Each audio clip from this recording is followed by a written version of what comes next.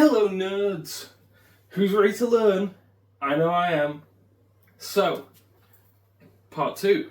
Finally back with part 2. In this episode today, we will be talking about technique and variation. That's basically it. Lots of the boring stuff was covered in the first part. So all really we need to talk about today is technique, i.e. how do we teach technique, how do we know that our technique is good, how do we weed out problems with our technique, and how do we go about that? And the variation, so what variations do we use to sort these, the technical issues, and what variations do we use to sort out strength issues, and how do we work that into our program? The final episode, which will come out whenever, will be about more volume and intensity, and then long-term planning for programming. So that will kind of hopefully cap off everything we've talked about. So today, a little bit short and sweet, just going over that stuff. Also, it's just water in here. I thought it would be a good visual hook. So, let's comment on technique.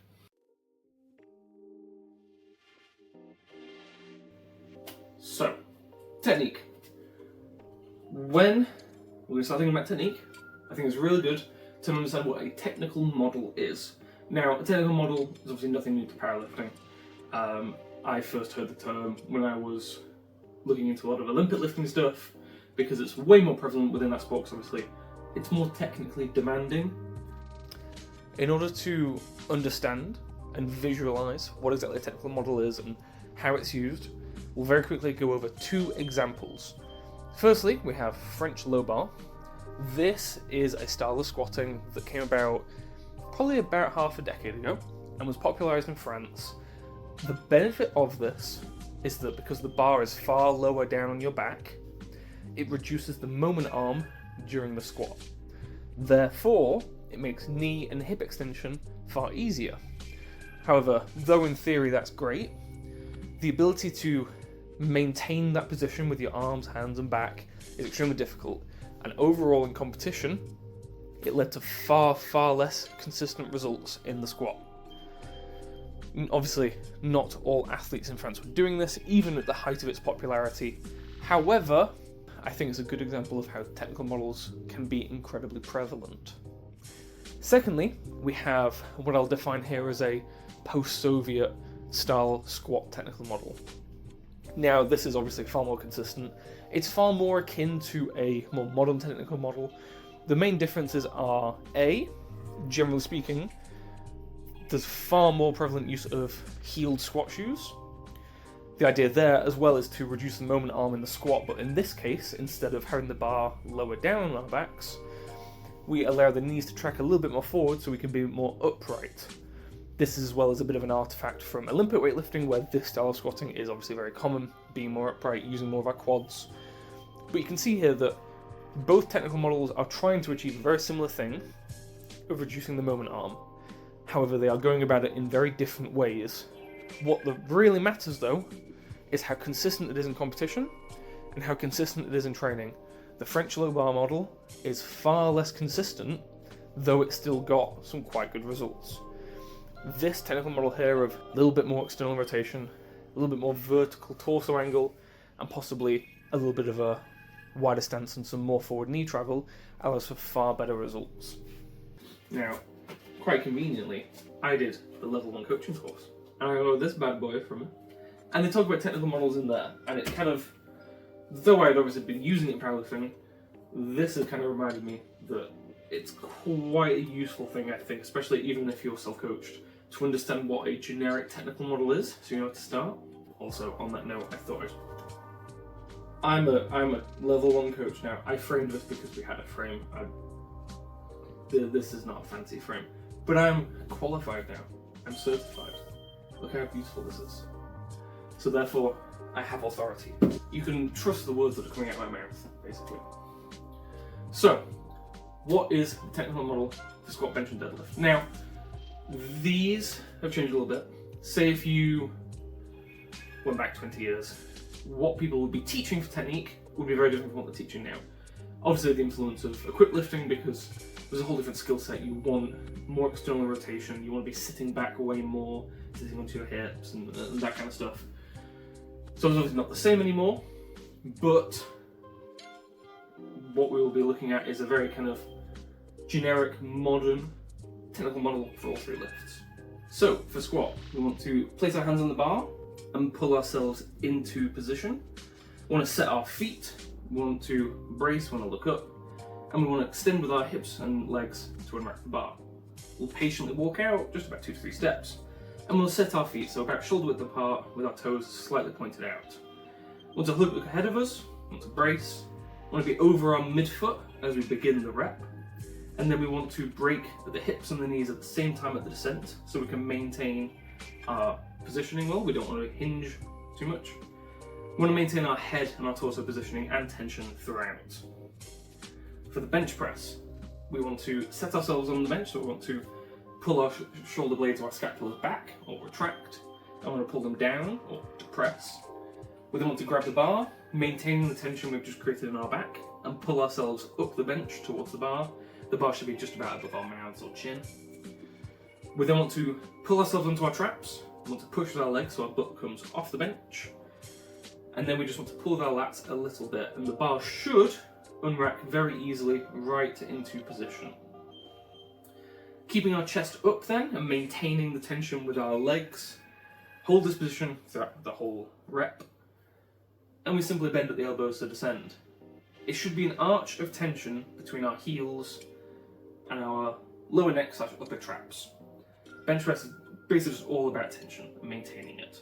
So for deadlift, we want to set up close to the bar with our feet maybe about 1 inch or so. The bar should be over our midfoot, maybe over our toes. We want to hinge forward to grab the bar. We then want to, once we grab the bar and pull out any little bit of slack, we want to wedge in. We then want to press with our legs, and the bar should come up very nicely. It's very useful to think about the deadlift as 2 movements. A push up to the knees, and then a push and pull from the knees to lock out. Of course, we should not only be pushing, it is an overall body movement. However, our back is just used by default. So thinking about it as a push helps to even things out and make technique overall very nice. Now, as well with deadlift, whether we are gripping mixed grip or hook grip, we should be pulling out any little bit of slack out the bar. I don't like the cue of pulling the slack out just overall, however, a little bit of slack being pulled out I think is really useful.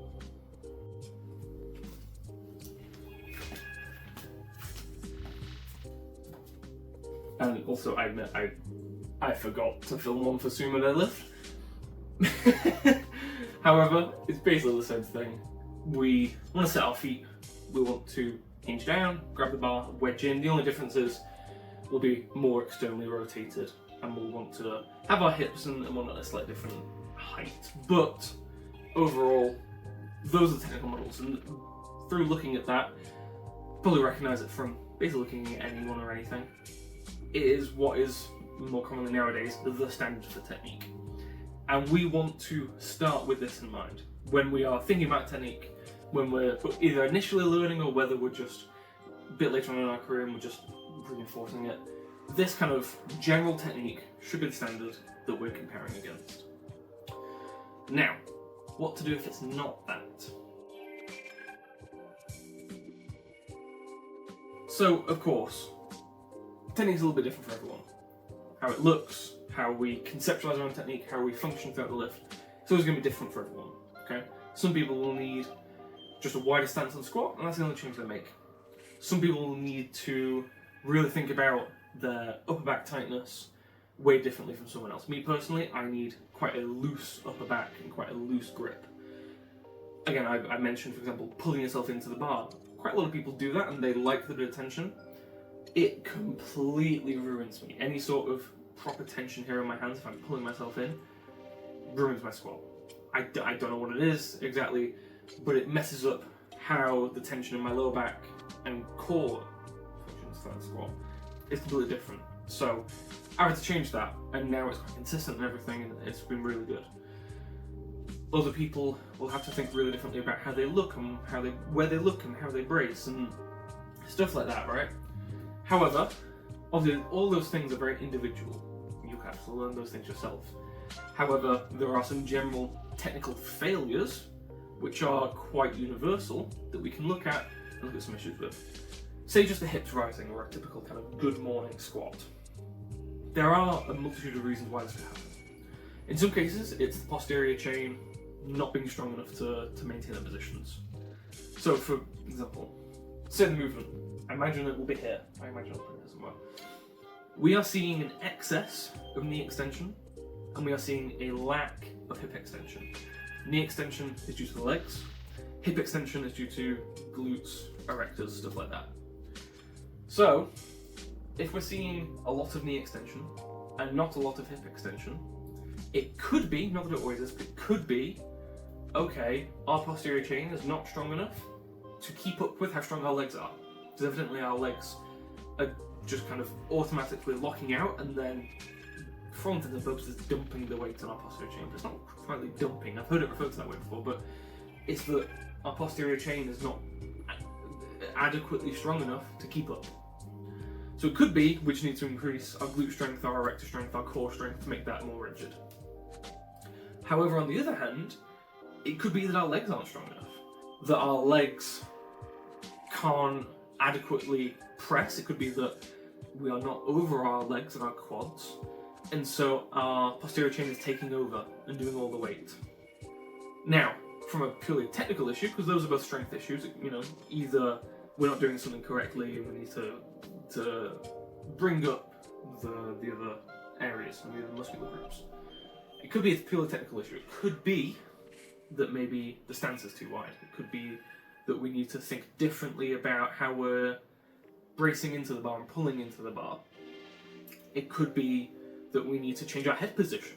You know, people who look down sometimes will have a tendency to have our torso go down. It may be that we need to go up and rethink how we're thinking with our thoracic spine and our kind of chest up cues and stuff like that. Okay?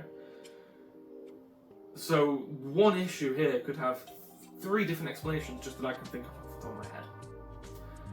So it's more a system of thought of trying our best, because it's really hard to do, but trying our best to think through the different options and through a process of elimination kind of work out which one is the most likely cause.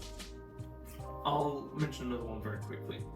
So, my sister, her deadlift sucks. Okay, not sucks, her deadlift is good, but she has a lot of technical issues with her deadlift. We had initially seen that her deadlift was, her legs were rising too quickly. Her torso, her hips were not able to keep up with how strong her legs are, because she's very good at squat. She has 3 local records in the squat. So, we had initially thought, okay, this is probably quite simply a strength issue. We need to increase the posterior chain, we need to increase the glutes, the erectors, all that stuff. And we have done that, and we have seen an increase in the strength of her deadlift. Her deadlift technique is more consistent, it's more reliable at heavier weights, all that kind of good stuff. And that's really good. Okay, we've seen a positive result as a result of all the strength stuff we've done. So, just for example, block pulls, snatch grip deadlifts, and banded deadlifts, all things that will hopefully prioritize her posterior chain more and more. However, the issues were not eliminated, and it was only when we started looking at technique a little bit more we realised, okay, this might be a technical issue, maybe that we're setting it wrong. In this video here, we can see that as soon as she initiates the lift, her legs start to lock out immediately, and the bar is all of a sudden an inch or so away from her shins. That, as a result, is putting way too much pressure on her lower back because she can't keep that position. The bar is too far away from her centre of mass. Therefore, she misses the lift. Now, that's not good. So, what will we be doing to solve these technical issues? Well, we need to think a little bit differently about how she's setting up and her hip height. So currently, she has her knees as far forward as she realistically can to try and use her quads. And she has her chest height a little bit high and her hip height a little bit low. What we might need to start doing is having the bar start a little bit closer to her. To balance this, her hip height might have to be a little bit higher and her chest height a little bit lower. This will obviously change her position a little bit, but it will mean that it is more consistent. How it starts is how it continues, whereas currently how it starts is not at all how the rep continues. Immediately her legs lock out and just her back is just there stranded by itself. But if we could start with the bar a little bit closer, hopefully the bar can be in a consistent position and her body can keep up. So that's how we're going to solve it. And overall, this is how you should, if you're self-coaching, diagnose these issues. Pick a solution and just try and run with it and see. You will not get it right first time, the same way that I didn't get it right first, second, third time with my squat or bench. But it's a process of elimination, and it'll take time. Go through it slowly, go through it one by one, and just see if you can weed out the issue over time. It won't come quick, but every issue is solvable. Every issue is solvable. So, as a brief overview, we want to start when we are either learning technique or when we're refining our technique. We want to start off aiming for something that is simple, effective, consistent, and in the same vein, repeatable. At the end of the day, we are competing in a sport. Well, most likely we're competing, that's why you're watching this video. And the sport dictates we want to get as heavy a lift as we can on the platform to compete against others. And so obviously it goes without saying that we want our technique to be competition specific. You know, we want to be able to hit depth on squat, we want to be hitting elbow depth on bench with our butt down and our heels down, and we want to be pausing. And we want to be locking out on deadlift, so not hitching and not ramping. And I feel like those things are fairly self-evident. And I feel like those things are fairly self-evident, so I didn't really touch on them in this video because I think it kind of goes without saying. But just in case you weren't aware, obviously ensure your squats are to depth. Ensure you're hitting elbow depth on bench press and you're pausing on bench press and your heels are down. Ensure that you're not hitching and ramping on deadlift. You know, cool. But more importantly, we want our lifts to be consistent because we want predictable results. You know, we don't want to be going into a session or into a comp and thinking about 17 different cues all to try and eliminate one technical thing. You know, we want repeatable and consistent and effective. We don't want to be overthinking these things. And when fixing issues, again, we want to think, what are the possible issues here? What are some possible weak points muscularly? Or what are some possible deficits in just your general understanding of the technique? And via a process of elimination, going through them slowly and trying to eliminate them, seeing what the issue is, and eventually, if you're doing it properly, you will be able to identify what the issue is. Now, with that being said, time to talk about variations.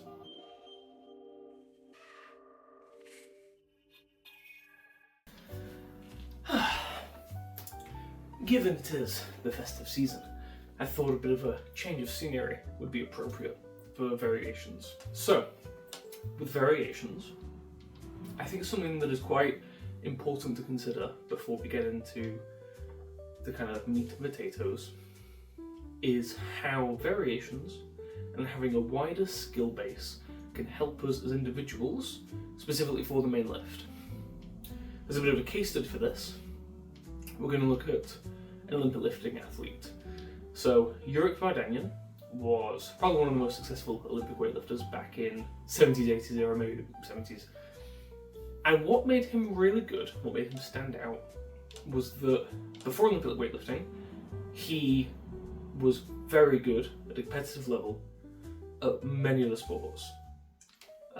Track and field sports, different team sports, and this wider base of skills, of cardiovascular capabilities, of adapting and learning different techniques enabled him to be incredibly good at Olympic weightlifting.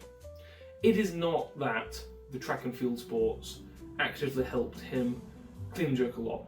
Of course, there's some explosivity and athleticism that was developed there, but what it really helped was that his neuromuscular capabilities were just so much better than everyone else. He could learn and develop techniques, and he had such a good understanding of his own body and his own movement capabilities that when it came to him learning technique and when it came to him developing a wide skill set, it was incredibly easy for him, and he was incredibly adept at the sport. This fits into a wider idea that the Soviets had during the time, that the wider your overall skill base, the higher the peak could feasibly be. Now, of course, that's not a new idea. I think a lot of people have heard that idea, and even just within a single sport, it's a common idea, you know, the wider the base, the stronger you'll be at the top. However, this idea specifically related to skills and variations and whatnot is very important, because for our purposes here, what we're going to be talking about is having a wider skill set, being competent at a lot of different variations and a lot of different movement patterns similar to or adjacent to our competition movements will make us more adept at the competition movement itself. So now that that understanding's there, let's zoom in a little bit. So my sister, for example, is really good at squat. She's always been good at squats. Any squat pattern has made sense to her, if you will.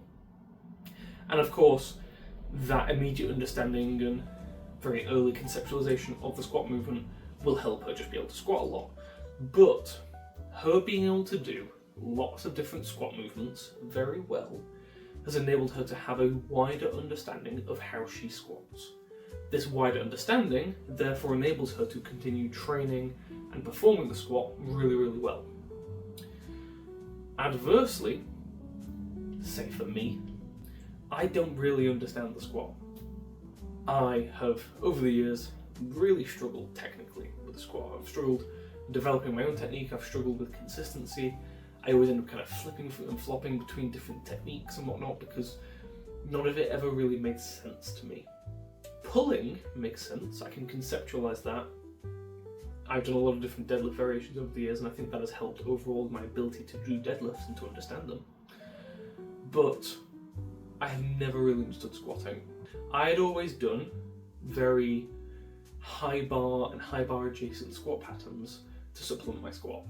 Obviously when I first started lifting, I did high bar squats, as do many people, and I got to maybe around 140 kilos-ish when my deadlift was about 210, because this was back in high school, maybe very early college. And it still didn't really make sense, I didn't know what I was doing.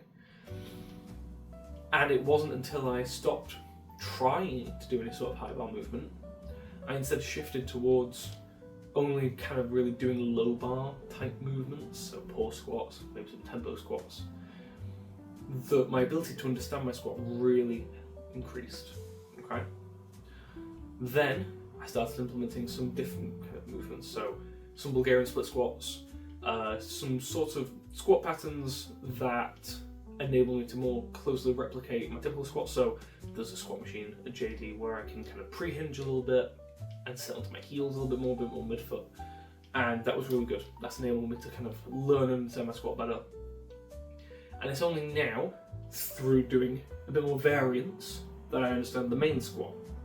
Now that I understand the main squat, in the next few training cycles, I'll be able to implement some high bar in there because I more clearly understand the direct adaptations I'm trying to do. I more clearly understand what I should be feeling during the high bar, which is something that typically doesn't really complement my main squat.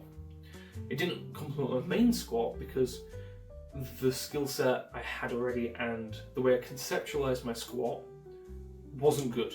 It was too limited to the squat. This is all very rambly, but I hope it makes sense. Having more variation, having a wider skill set, enables to learn and improve the technique on our main movement, and that only leads to a heavier 1 rep max for our competition movement.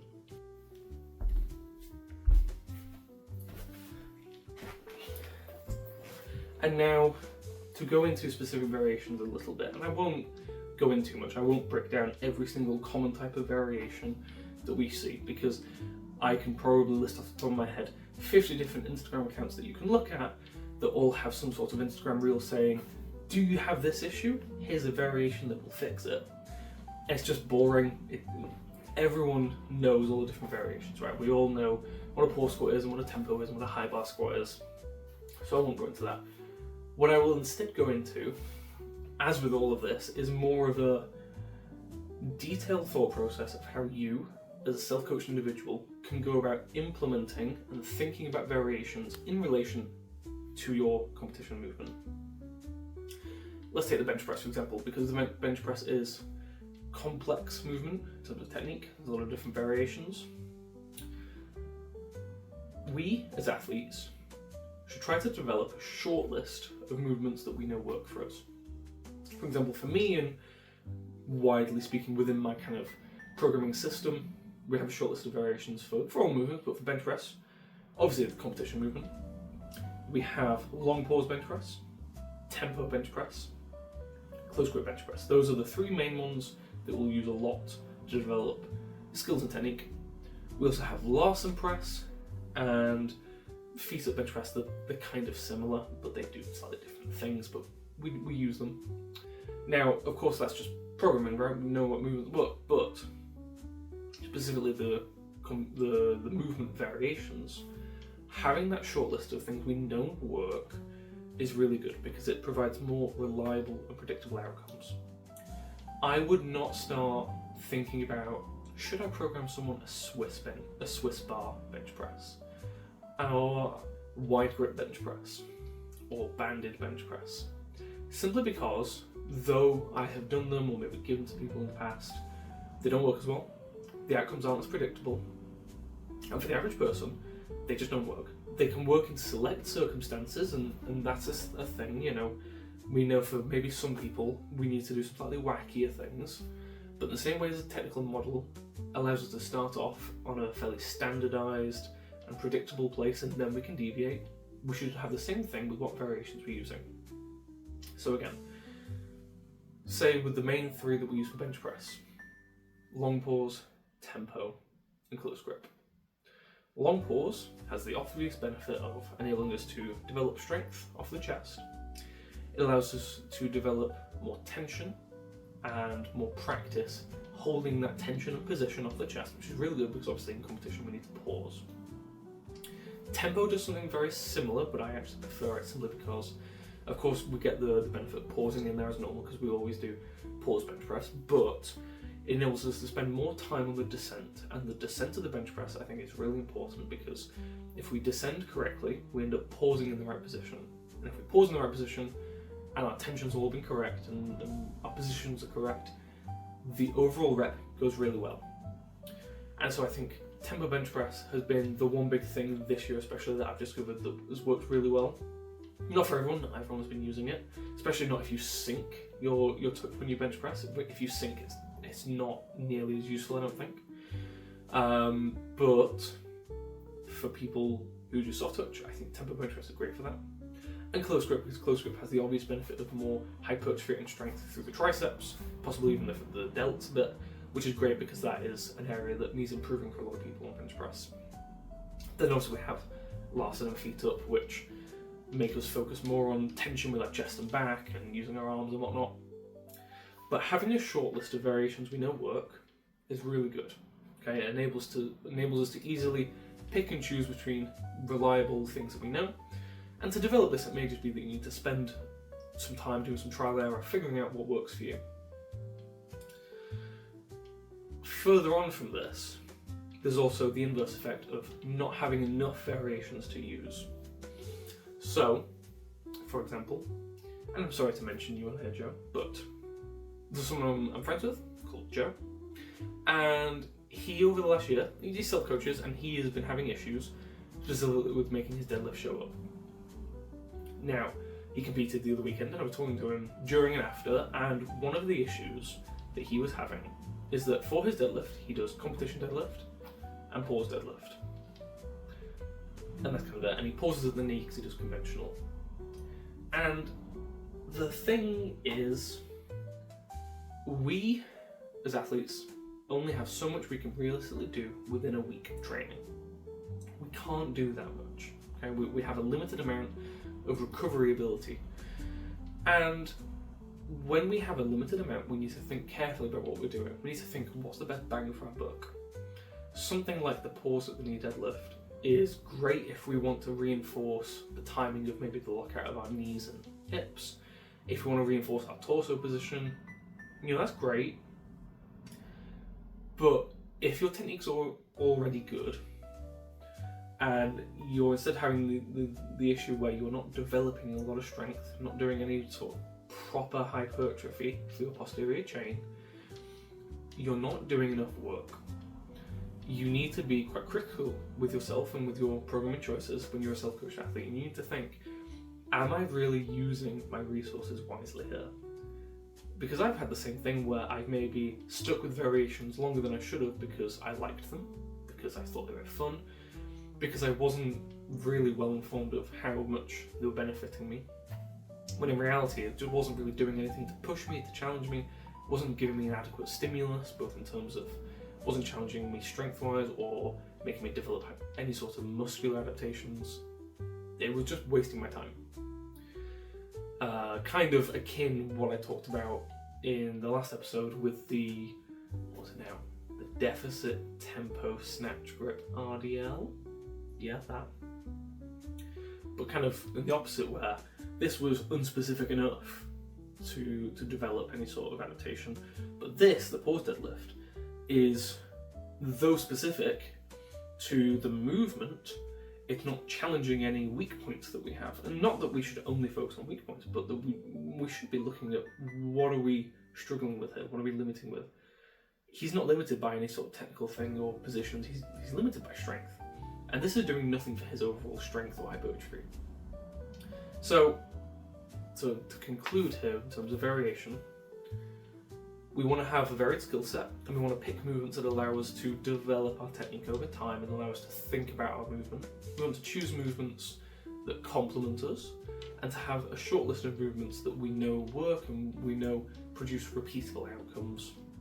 And we want to pick movements that we don't just like for the sake of it, but that actually challenge our positions, that actively make us improve, and not just movements that waste a slot, if you will, within our training week and don't really provide us with any benefit. So, I think I'll leave this video here. I yapped for so much. I get surprised every time I do one of these about how much I yap. I thought, okay, there's only 2 topics on this one, the variation and technique. Surely that won't take a lot of time. I have talked so much. But in the next one, we will be discussing intensity, volume, and long-term planning. So there'll probably be a bit of a gap there as well, but overall I'm hoping that this 3-part series can adequately cover basically everything that you, as a self-coached athlete, everything that a self-coached athlete will need. Again, I'm not going into what exact variations you have or what exact problems you have and these are the exact solutions, because it's incredibly difficult to. But I think one of the things that I really struggled with when I was coming into the sport and trying to learn how do I program for myself was that every video would simply be about, here are the top 5 variations to improve this part of your lift and whatnot, and that's cool because, you know, I picked up information, but what I really needed was a guide of how to think, because I spent so long chasing various different strands, if you will, of thought and thinking, oh, okay, I'll try this for 2 blocks and whatnot, and it was making me spin my wheels and not really progress. The idea with this is that this is an outline of how you should be thinking. You should be thinking sensibly, you should be aiming for predictable and reliable results. You should be critical of yourself in a good way. You should be thinking, am I doing this correctly? Am I being too eager and doing too much all at once? Or maybe am I being a bit lax and I'm not doing enough? I'm just hoping to provide a different perspective on the typical self-coaching advice, because the typical self-coaching advice isn't that helpful. Or at least not in my experience. But yeah, thank you all very much for watching. I would like to say the next one will come out before Christmas, but who knows? Also, I'm not sure anyone's that eager to hear the next one. But, yeah. Thank you very much for watching, everyone. Take care. I'll see you in the next one. Bye-bye.